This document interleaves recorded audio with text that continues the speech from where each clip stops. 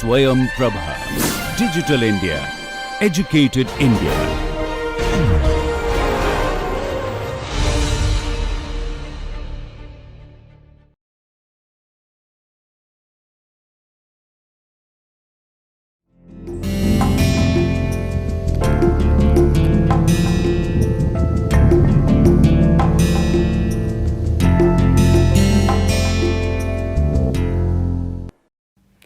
Good morning.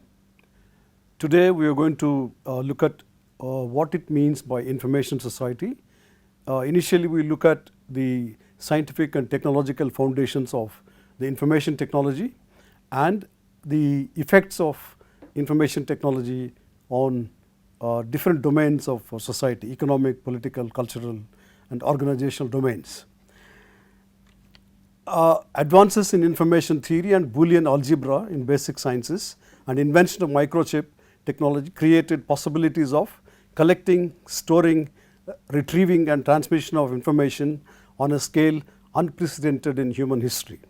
Computers enabled in storing information, transmission of information, retrieval of information and analysis of data on a scale unprecedented in human history.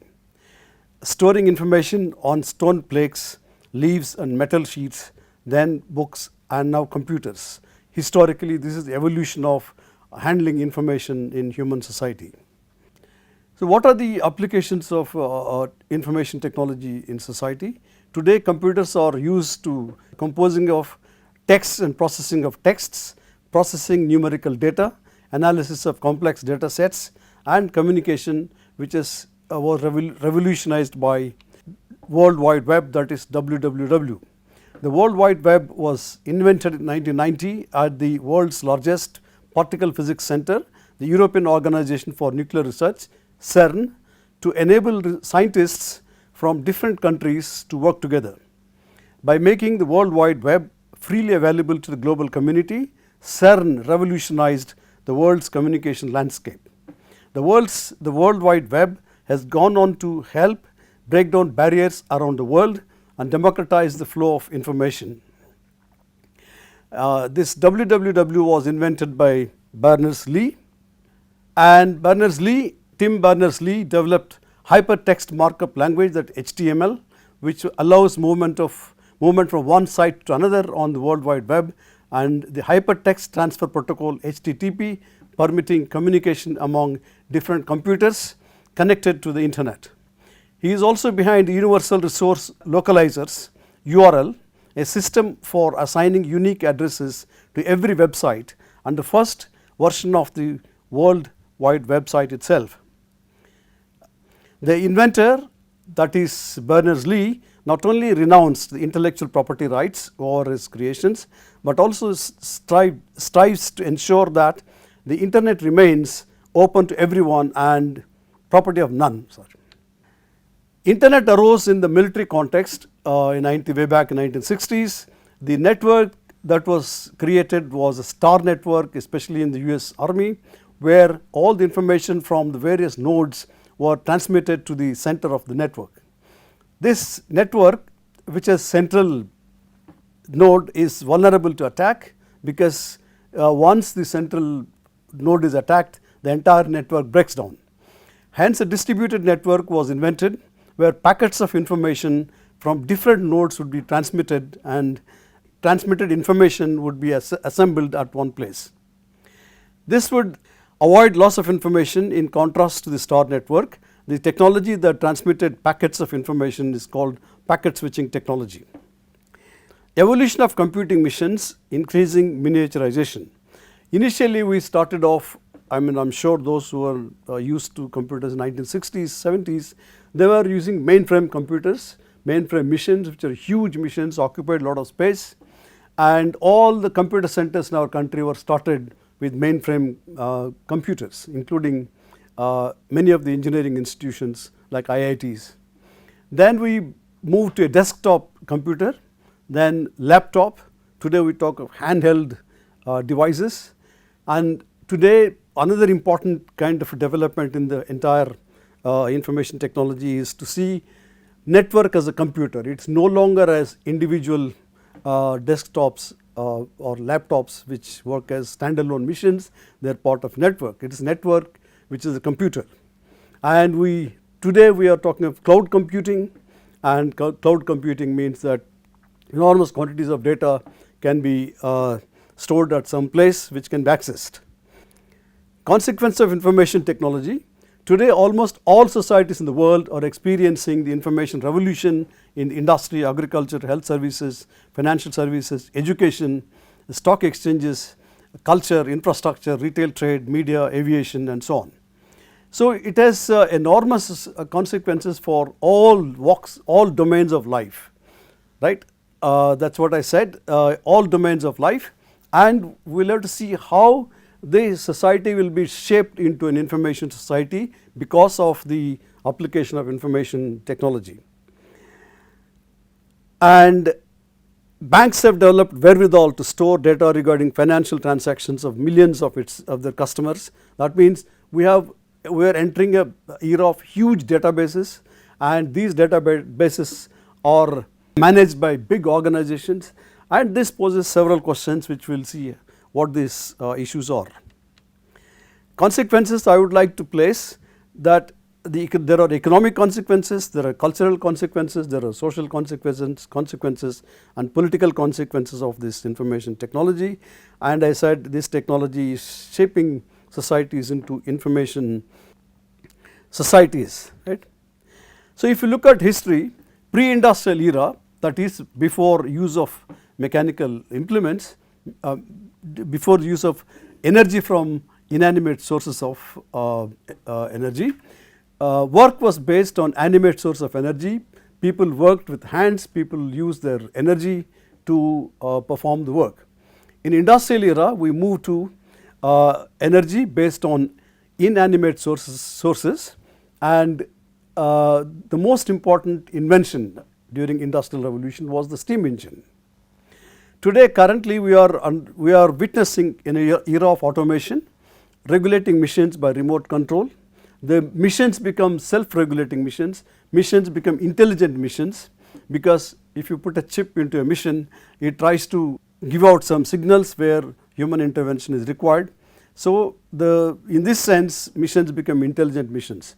So today industry, most of the industries have really to various degrees automated their production processes, and in services and also in automobile making industries. As I said, hitherto operations carried out by workers manually have been automated and controlled centrally. Industrial robots handle all the operations that have been handled by workers.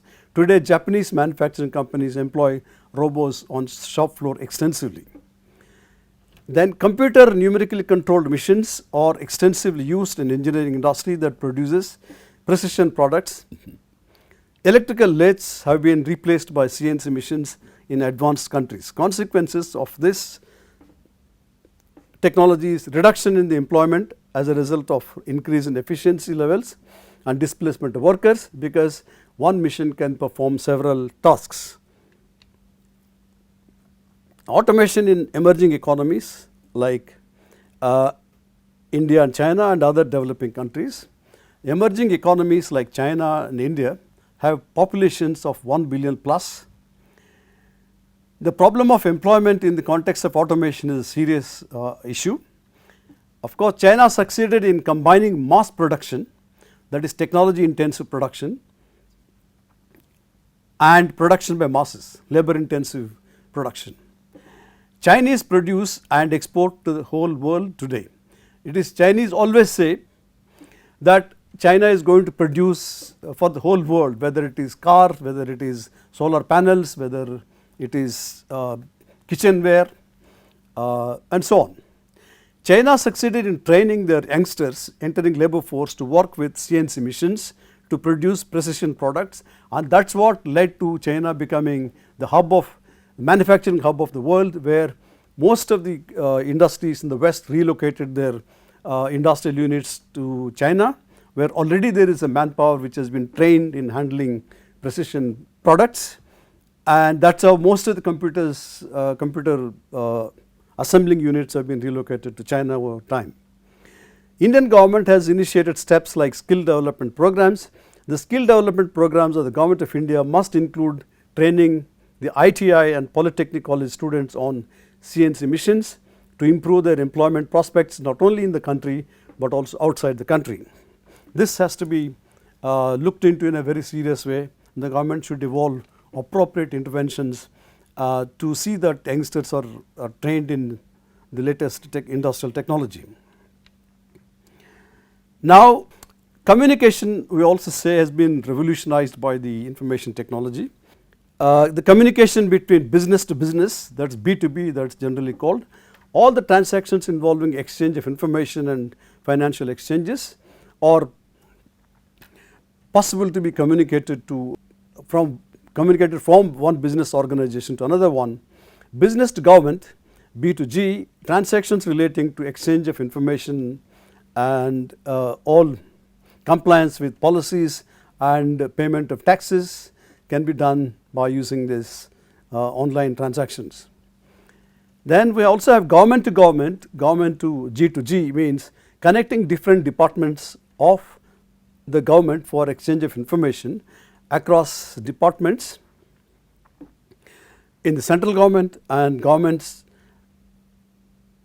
at the center and the regional levels. That is, not only within the central government but also across central government and the state governments, this exchange is possible today. Flow of information is possible today. Then government to citizens, this is the most important kind of a question that one should look at, issue one should look at. Information regarding the procedures of making requests to the government for various services that the governments provide to citizens. For example, ration cards, identity cards, passports, and various kinds of services. For example, property tax and various issues connected with the government. People can now access these procedures, application forms online, and also upload the filled in forms online. In the sense that the technology has really eliminated the kind of delays that used to occur and the kind of middlemen that used to work between the government offices and the people in some cases like passport offices and municipal offices and so on. Now all those issues are now going to be eliminated, but one should make sure that everybody has access to the information technology. That's an important issue, and as I am going to talk about this, differential access to information technology and consequences. In societies that have socio-economic inequalities, access to computers and communication are unequally distributed, and hence the effects are also unequally distributed or differentially distributed. For example, the idea of digital divide or digital exclusion have become familiar concepts to describe the situation. It also may create a cultural divide in terms of gaining access to information and the way the information is used and the kind of awareness one gains regarding various things, and also to learn how to use information that is available on the internet. In the sense, only certain sections are privileged to have access to the, and what are the social consequences? Interpersonal relations, intergroup or community relations also are affected or influenced by information technology, information flow. For example, today everybody at home, every home, at least in the middle class, Indian middle class households, we have laptops, we have desktops and so on, and this really has contributed to, people say that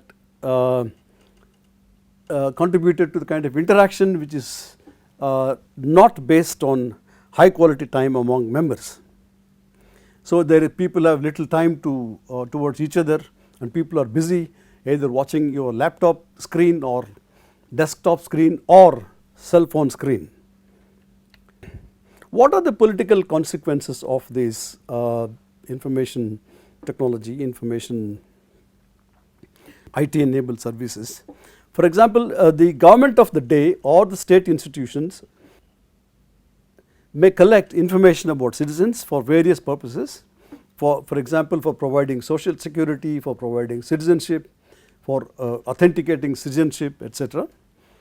Personal data of individuals in the possession of the state agencies may pose a threat to individual citizens if the data is made available to others without the permission of the citizens whose personal data the state agencies possess. This is a serious issue, as the citizens lose privacy if the data is made public. It is unethical. Data protection mechanisms must be evolved at the earliest. Again, the state may use the data that they have collected about citizens for surveillance purposes to keep a watch on the activities of citizens. Today, the state agencies in many countries resort to using citizens for surveillance. It is said that today American society is the most watched society by the American state agencies, and information collected may be used unethically. Information may be used to harm a certain group of individuals, certain group of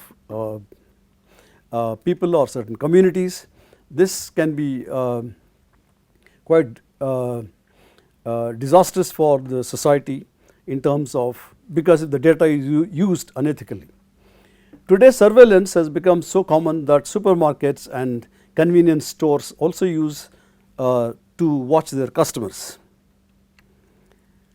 State and the IT. The state and its agencies of a country may use automated weapons in warfare.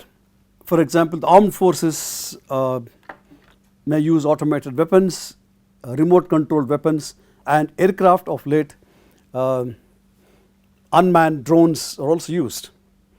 So the warfare technology has totally changed today. It is really controlled by the centrally controlled computers, centrally controlled information technology, and for example, remote controlled airborne drones embedded with artificial intelligence tools are beginning to be used in civilian sector as well. For example, to take photographs at a wedding ceremony have become common in Indian cities and towns. And for example, if a forest department want to look at what is happening in the forest, perhaps they can use the drones to look at activities in forests, to look at forest cover and so on. The internet use and consequences. Today there is an explosion of information on the internet. This information is in the form of books, research articles, reports, blogs, and so because of this, plagiarism has become a serious problem in academia.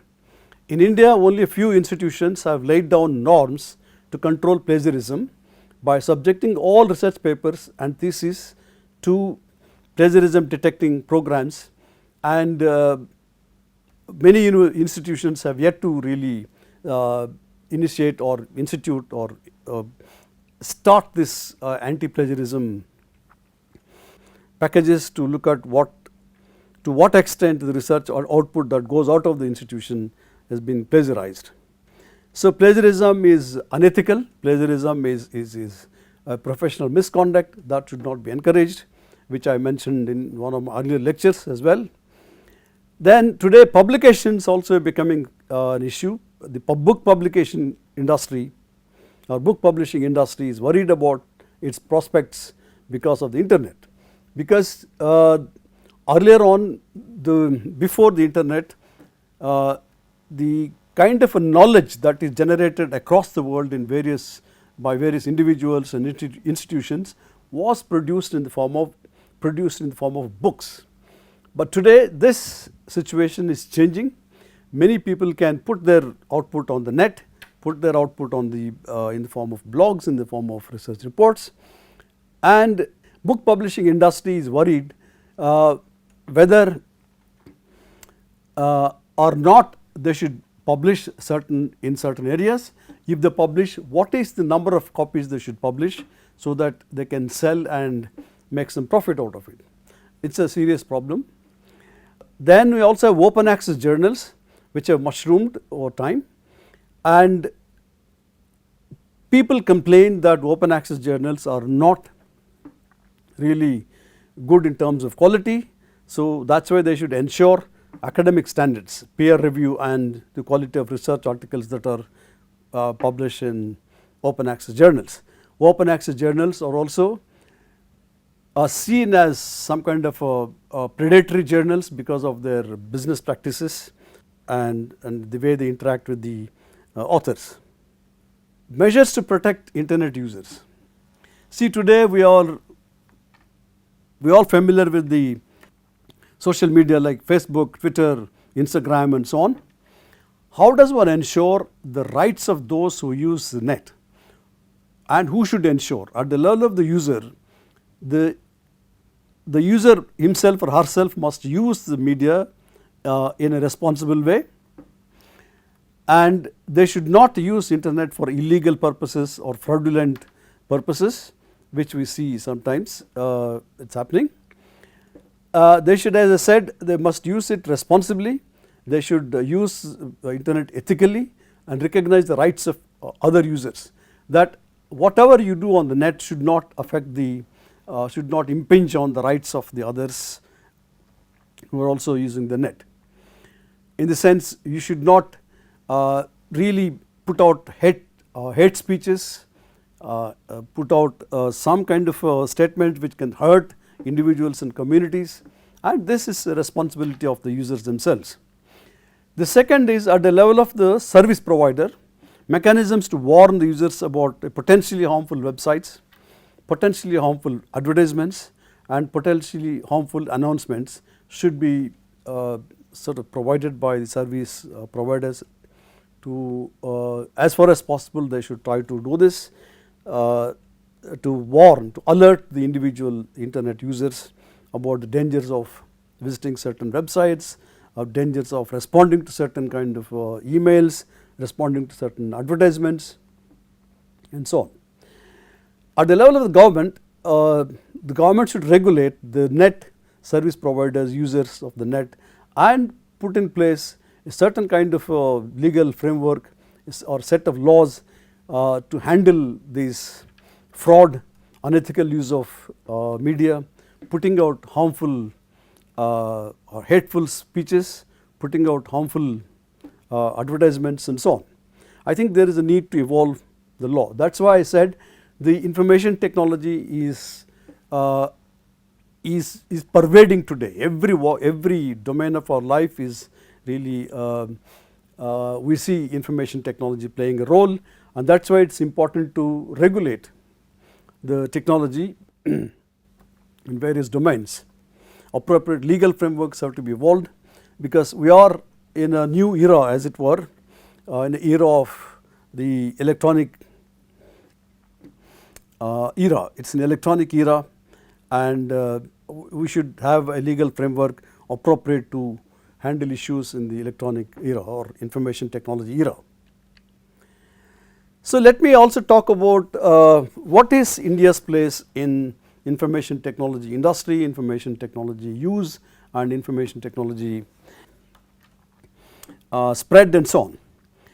So, software industry in India, of course, started way back in early 1970s. TCS starting the first. Over time, if you look at how the industry evolved, we see that most of the software industrial units are basically service providing industrial units. Very few are involved in product development, and beginning in the last decade of the last century, software industry has become one of the largest employers in the country, and that is a very positive development for the young people, educated young people of the country. Currently, the estimated number of employees in the software industry is about a million plus, and 30% of these employees are women, which is again a positive development. The software industry is the second largest employer, as I said, in the organized sector, and software exports account for 20% of all export earnings of the country. And there is also a question of whether or not software industry can be really categorized as an organized industry according to our definition of the labor laws. However, in order to encourage software industry, the central and state governments where software companies are located gave several subsidies and exempted the industry from labor laws of the country For example, companies have a policy of hire and fire at short notice, which is recognized by which is accepted by the governments. And we will see what it means for hire and fire policy, how it affects the employees. No doubt software industry came to rescue of India as it provided employment in a situation of increasing unemployment and contributed to export earnings significantly, nearly 20% of all the export earnings I mentioned just now. India has become the hub of software services for the world in the same way as China has become manufacturing hub of the world. And India has been providing services to various clients across the world, whether industrial clients, banks, financial institutions, legal institutions, and medical institutions. Like for example, medical transcription has become an important area, legal transcription has become an important area, and of course the core software services to clients in the form of projects have been provided by the software industries. The elements of information technology in general and software industry in particular have become problematic in countries like India for various reasons. So while we recognize the positive contribution of the software industry, we also have to see what are the problems or what are the issues that this industry is created, given the fact that we are moving into a new era of production and provision of services. Job security in software industry is an important issue.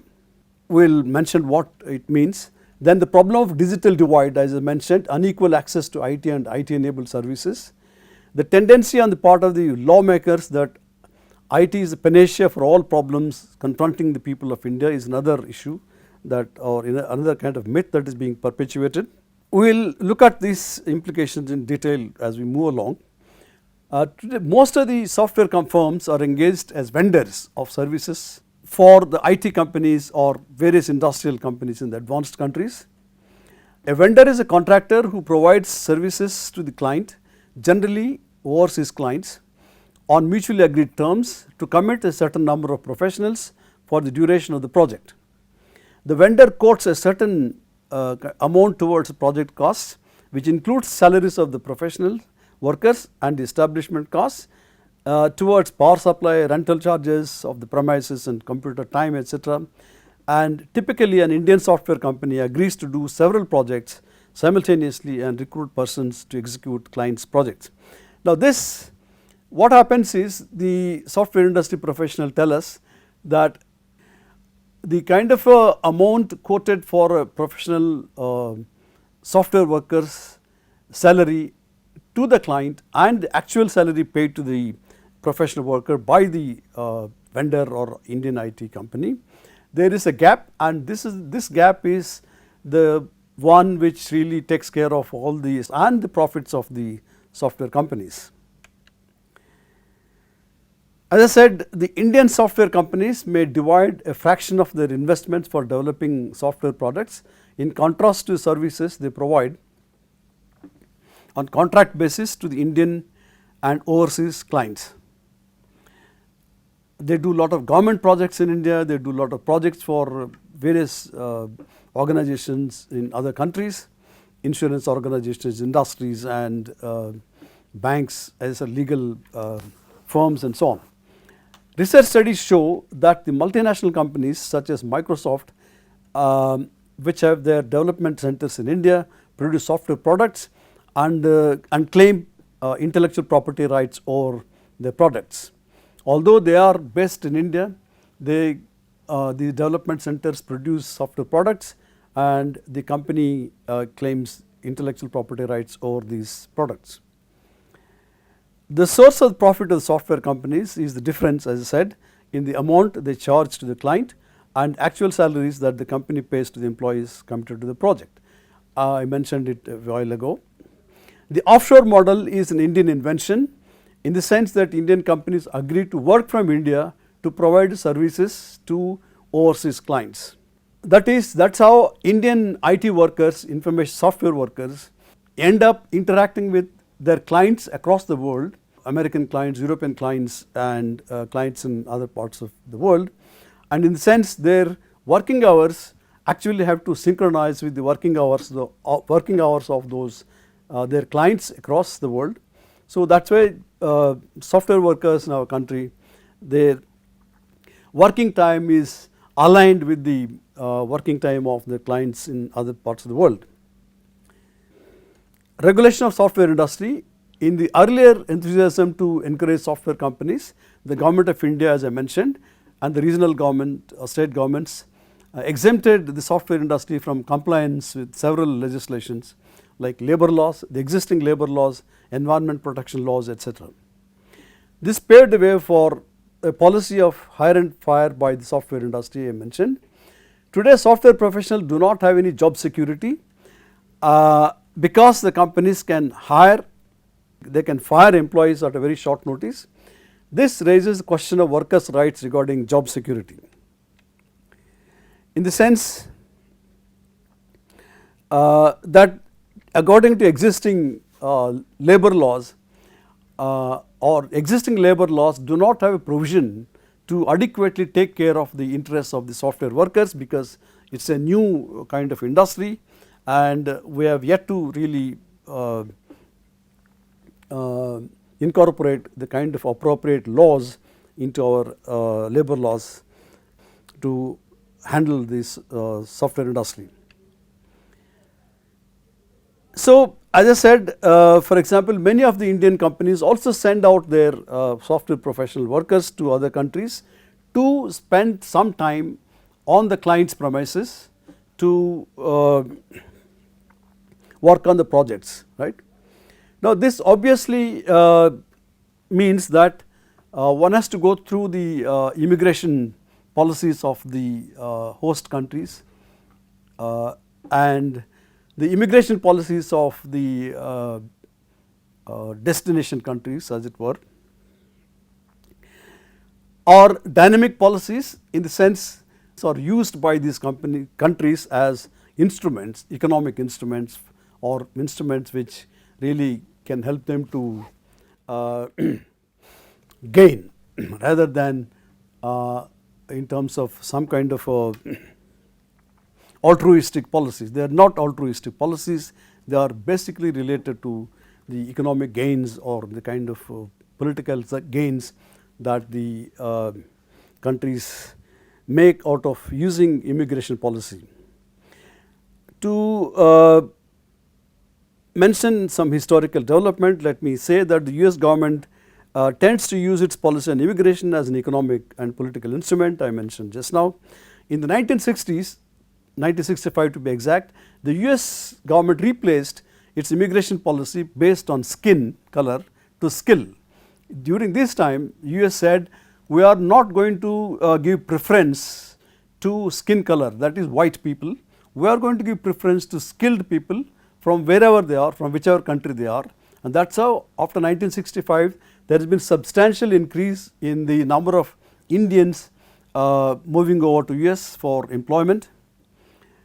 And the US government invited skilled persons from all over the world, white, brown, black, etc., to contribute to the generation of new knowledge in basic sciences and applied sciences that can be employed in its space programs, industry and so on, and also in the US. And today there is a change in the, at least there is a change in the policy of the US government regarding immigration. The US government's, the current US government's slogan of hire American and buy American will affect the Indian software industry and Indian software workers the most. The Indian software companies do not have any alternative plan to absorb all the software professionals who may not get extension of their H1B visas in the US on to the US to work in the US, and also within the country the software countries will not be in a position to send their workers on to work on the client sites easily because of the visa restrictions.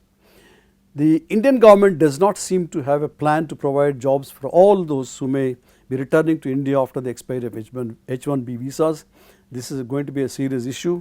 If the US policy on immigration continues the way it is going to be an issue that we will have to handle, pay serious attention to this.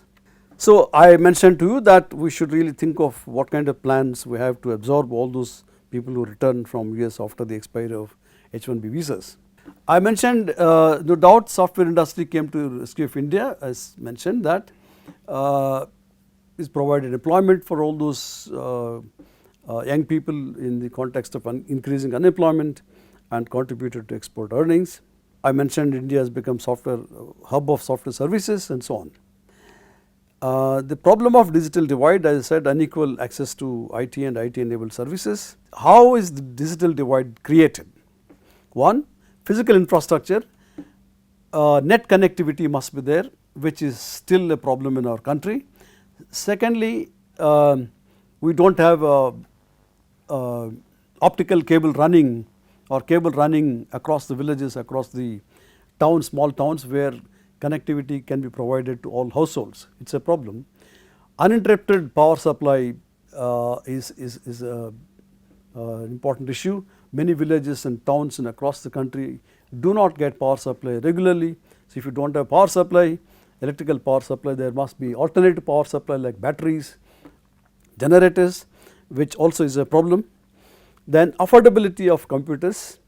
Computers with proprietary software like MS Windows, which is an operating system software, are more expensive than ones with open source operating software system, operating system software like Unix and Linux. So, obviously, how does one increase the access to the computers? Of course, some governments in especially South India, Tamil Nadu government some time back said all students going to school will be given a laptop at a very subsidized price, and that has happened. I think many states are trying to do this, giving young students laptops at a very subsidized price, which is an important development and useful development. The tendency on the part of the lawmakers that IT is the panacea has to undergo change and see how to address the problems of access and affordability to the information technology. Now, today we also talk of ICT for development. Information and communication technologies for development has become an important technological intervention in the area of agriculture, rural development and so on. ICTs in agriculture can help farmers access information regarding the crops, health of the crops from experts by sending the information about their crops to the experts online. Information about price of agricultural commodities in the market also can be accessed online. But to use ICT, farmers should have access to computers. I mentioned that it is still a problem, infrastructure problem is still a problem. We do not have kiosks in many villages where one can go to these kiosks to access the information. I mentioned uninterrupted power supply. If power goes off, there must be batteries, there must be solar power, which is still a problem in our rural areas, and there must be backup. What is the energy backup that we have is a question that has to be handled. Literacy is another issue that has to be addressed, because today according to one estimate, the penetration of cell phones in our country is about 480 million, right, approximately.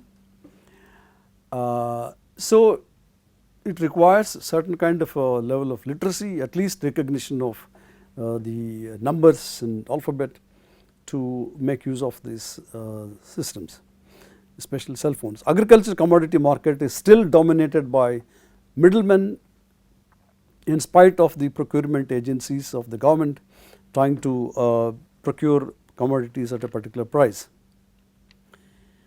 ICT in education, ICT is an aid to teaching. Today we can create virtual experiments, we can create virtual animal dissections, illustrations, animation tools which can be used as aids in teaching at various levels. ICT increases the outreach both in terms of distance and number of learners and removes constraints of space, for example, space for classrooms and so on. Distance is not a constraint to facilitate learner-teacher interface today. A great deal of educational material is available on the internet, as I said some time back. Several educational institutions in advanced countries have kept their course material online on the websites, and many institutions are developing courses and putting them out on the net to reach out to interested individuals. Massive open online courses is an example. MOOCs is an example. Access to educational material on the net. Access can be increased if the material is in the open domain. Typically, ownership control over software is an important issue which I mentioned just now. It's whether it is a privately owned software or open source software. Private ownership of software places constraints on access. One has to pay to access. As the editions of application software or the operation system software, for example, like Windows, are updated, more constraints are placed on the use of these application software and also the operating system software. Microsoft Windows is an example in the sense that we cannot really change any of the features of this software because it is all controlled by the Microsoft Windows. Whereas open source software, which was really which was initiated by Richard Stallman way back in the 1980s, allows free access to the code in which particular application software or is written and is made public, so that users also can contribute to improvement of this software, application software or the operating system software, right. So this is what open source software is becoming a big movement. People want to really use open source software and contribute to this development of software, which is very, very different from the development of software by the proprietary, very, very different from the proprietary software as it is developed by private companies, private software companies. So I think open source software can cut down the costs of access to the software and also can make people participate in improving this software. So as I said, information society is not a concept or a reality which is unproblematic. There are problems in the when we move into the information era, when society moves into information era. What does information society mean in Indian context? That is a serious question we should raise. In our country, still about nearly 30% of the population are below poverty line. 90% of the economic activities are still in the informal sector, and hence most of the transactions tend to be based on informal arrangements and exchange rather than online transactions. As I said several times in the course of this lecture, uninterrupted power supply prerequisite for the ICT is still an issue. Universities and colleges are ill equipped to use ICT tools in education or access the educational material available on the internet because of various issues like as I said, the connectivity problem and also the resources that they have at their disposal to provide desktops or laptops to students and teachers and so on. So there are several issues. I am sure most of the universities today are moving in this direction, but still for example, putting out their courses on the net, putting out their courses on the internet or online for their own students is still a problem, because many universities are really trying to see how to achieve this goal, at least to put the material on the net for their own students' use. There are several issues, organization issues, funding issues, and also the kind of motivational issues. So to what extent the administration, the individuals working in the administration are motivated to shift over to this new mode of teaching, mode of ICT in agriculture. For example, as I said today, there is a lot of talk about farmers' ability to use ICT for gaining information about the crops and the price of agricultural commodities, etc. I mentioned a few minutes ago.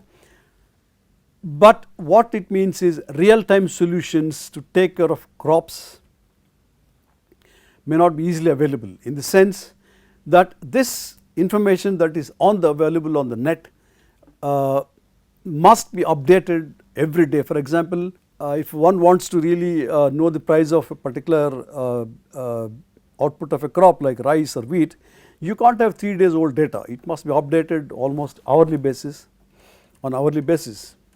Secondly, as I said, one also can get expert information on the health of crops.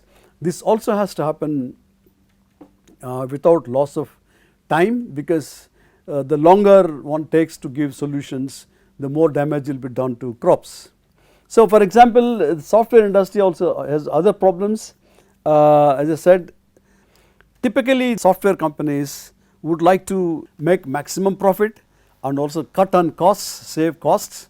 So, that is why service industry may move to locations where the cost of establishments and wages are low, and where the governments offer incentives and regulation is in favor of industry.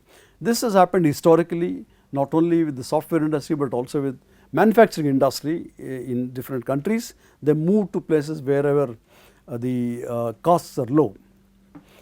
So, the another special feature of software industry is obsolescence of tools, software tools, and the pressure on the software professionals to keep learning the new tools, or keep updating their knowledge about these new tools.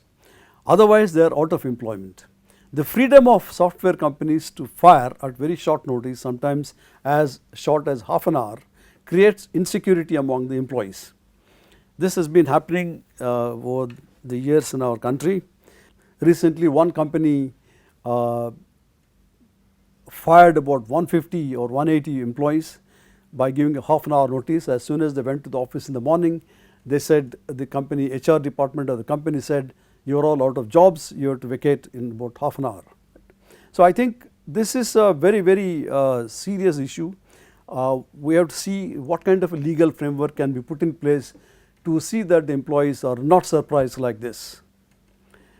As the industry is exempted from compliance with the existing labor laws, the employees cannot approach court of law for justice in case of loss of jobs due to company's decision to fire.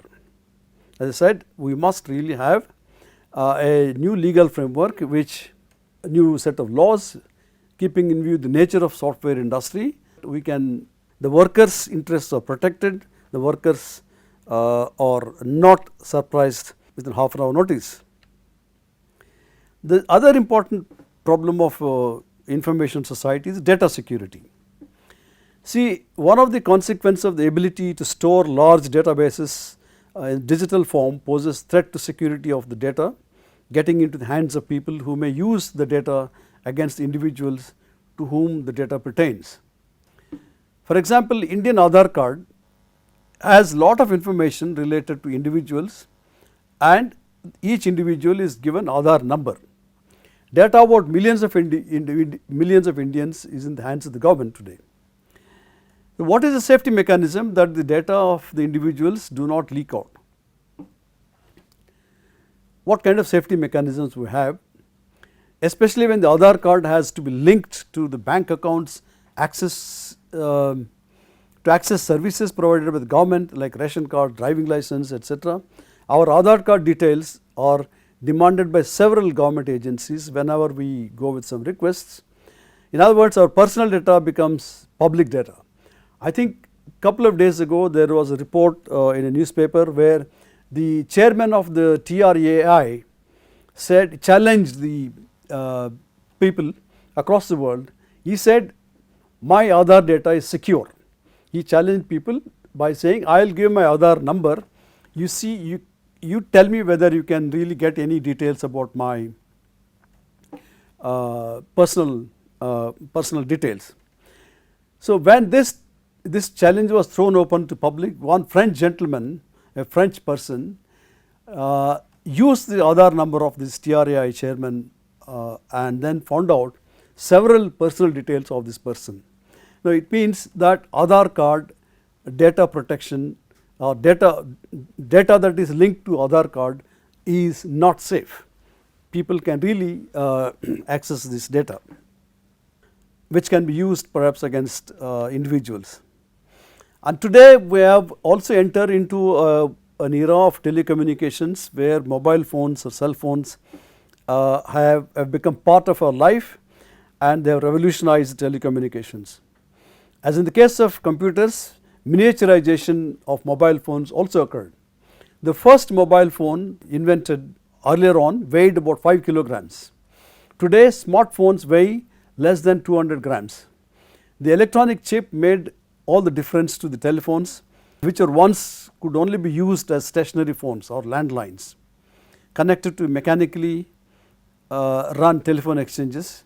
Over time, several features have been integrated into the mobile phones. For example, the alarm clock, calculator, camera, music, GPS, video recording, etc. Mobile phones have made wristwatches, alarm clocks, music record players redundant, because everything is available on mobile phones. The feature that one is able to see the person with whom one is talking has also been integrated into the phone, like Skype and Google Chat, etc. One can really connect with people at the other end instantaneously. So we also have certain consequences of mobile phones. For example, today we know, according to one estimate, penetration of cell phones in India, the number of mobile phone users in India stood at 456 million 2017, and it is going to increase to 478 million by the end of 2018, that is this current year. Affordability of mobile phones for all sections of the society has increased, and it has revolutionized communication in India, including rural India. Smartphones have integrated more features such as GPS, internet access, and so on. It means smartphones have taken over some of the functions of the computers or laptops. Smartphones have several consequences: economic, cultural, social consequences. Because in terms of economic consequences, we know that today almost every individuals, even in informal sector, they have cell phones. For example, people driving auto rickshaws, people selling their vegetables in the market. Everybody has access to cell phone. That's a very good development, and it means they can have increasing access to information. And social impact in the sense that one can really contact one's relatives, parents, relatives, and so on easily. And it's also a situation where we have the danger of our young individuals getting exposed to harmful websites such as pornographic sites. That has become a serious problem among the youth. Cultural consequences, our attitude to communication has really changed. Transformation of society. Information technology has the potential to usher in information society that is going to be very different in terms of organizing production, distribution of goods and services, and the very notion of work that will be in contrast to organization of work in factories of industrial revolution era. For example, automated assembly line in an automobile factory that makes cars is an example. Robots and shop floors, and definition of industrial work will change. Interface between government and citizens is an important issue that is being looked at. Transparency of the processes is another result that one can expect. Access to services is, we have discussed about this. Surveillance over citizens also is an important issue. Culture of communication will change in the sense the way the attitude we attach to communicate with others will change. Access to patients on the medical procedures like surgeries, etc. they undergo, it can be shown to them on videos, CDs, USB drives, etc. So towards the end, let me make this statement that information society or information technology is real. It's become part of our life. This is going to shape the society into an information society, and this will differ. The information societies across the world will be different in the sense the way they use the information, the way they access information, etc. And one more important submission I would like to make is, Information technology in combination with nanotechnology and biotechnology has the potential to transform the society in an unprecedented way. We must be prepared for this. We must be really have certain kinds of a framework of laws, framework of educational system to handle this, and I'm sure these questions are going to occupy our attention in a big way in the near future. Thank you very much.